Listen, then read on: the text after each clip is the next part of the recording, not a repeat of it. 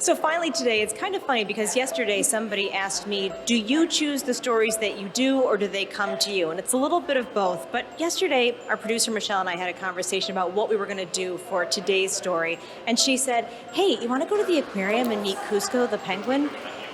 And I said, yes, immediately.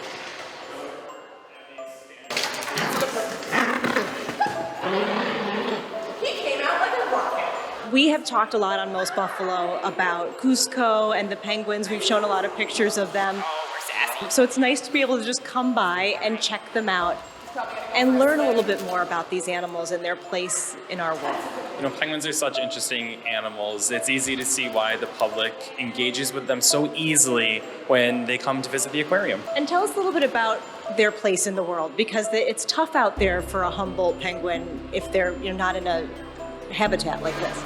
It's tough for a lot of animals living out in the wild, and Humboldt penguins in particular are currently listed as threatened because of the challenges that they are faced with out in their environment. A lot of times their environment is under threats for things like agriculture, moving in to try and get their nutrient-rich waste products and use that as a way to sustain other industry. And how is little Cusco doing? Cusco is doing very well. He's paired up with 3 of his siblings and his 2 parents here in our colony. He's doing very well. Our staff are bonding with him, starting to identify some of those penguin personality quirks that come with these little animals. And how does that work? Because you are sort of interacting with a creature and say, okay, act like a penguin, be cool, teach them how to do the things they all need to do.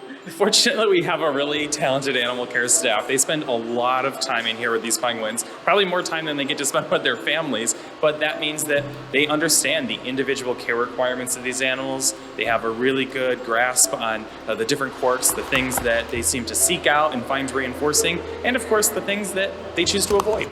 Well, this is just a fascinating, wonderful way to spend an afternoon. Thanks for having us here to hang out with the penguins. Of course, we're really excited to be able to show off these animals, tell their stories, and hopefully inspire our visitors to make connections.